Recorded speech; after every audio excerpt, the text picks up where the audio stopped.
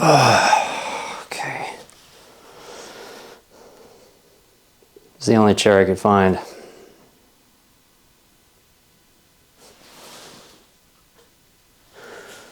think I'll just make it like a little kid's classroom back there just because of the little chair. I feel like that makes sense. I don't know what...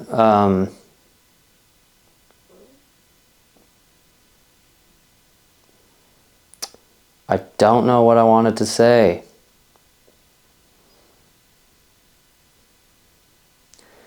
If I'm being honest, I've been trying to figure out a way to make a video like this for a while, because I've done it before and it always makes me feel really uncomfortable, because I guess because it's just really personal. I don't know. I used to think I was like really good at sharing and like almost overshared, but whenever I try and make a video like this, I just feel weird. And then I think I realized what it was that I think it feels a bit unhelpful to make a video of just me saying I'm sad or I'm having a hard time, or, you know, not that that's how I feel when I watch people make videos like that, because I get something out of it, but that's just what goes on in my head. And so I decided maybe I would make like a video like this, but I would add a few extra elements to it and just kind of try and offer something for you in some way where you can take something from this, you know.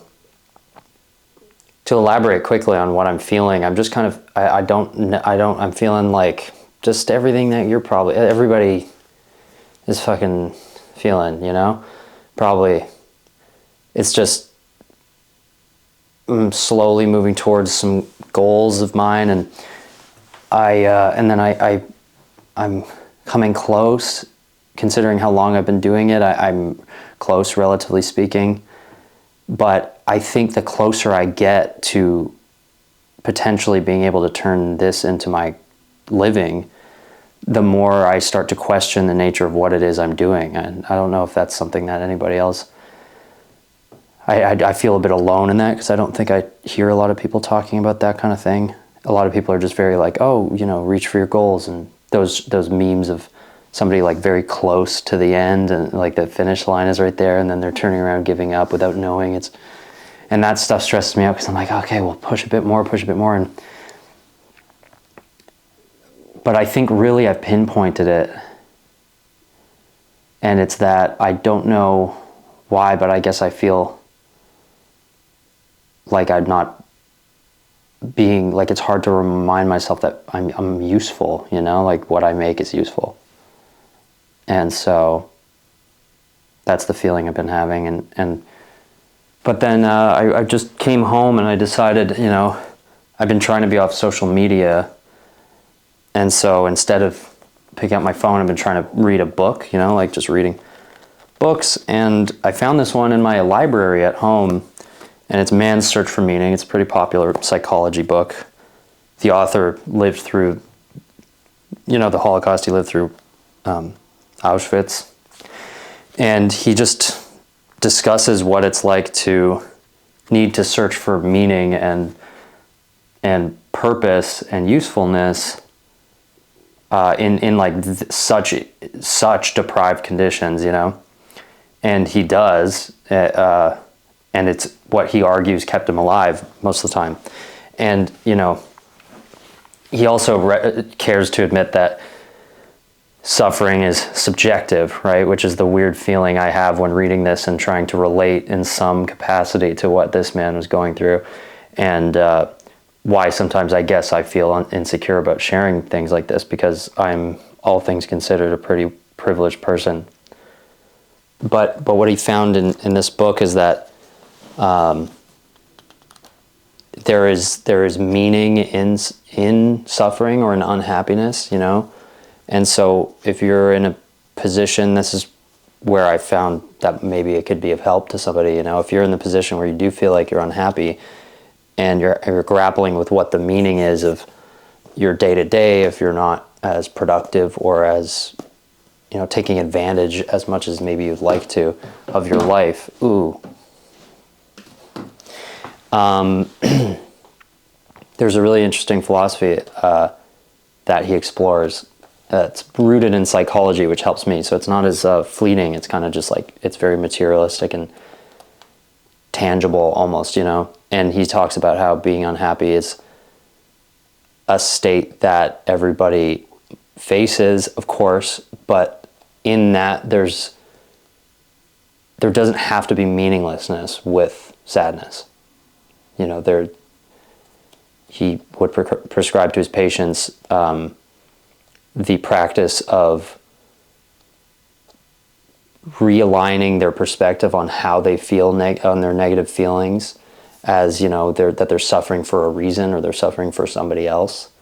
And an example that's more maybe relatable to most people is to pull yourself out of your position and picture yourself telling the story of what you're going through right now in the future when you're in a better place.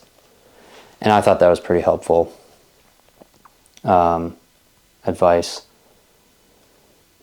I figured I'd also maybe just end this video with something more positive. Something I like to do, I like to play piano. So maybe I'll play you a song, and I'll move the camera and we'll just play a little song. And if you want, you can do something that I do every day, or I try to, and you can do like a little meditation thing while I noodle, if you'd like. Just close your eyes and do some breaths and whatnot. Anyway, thank you for listening, and love you.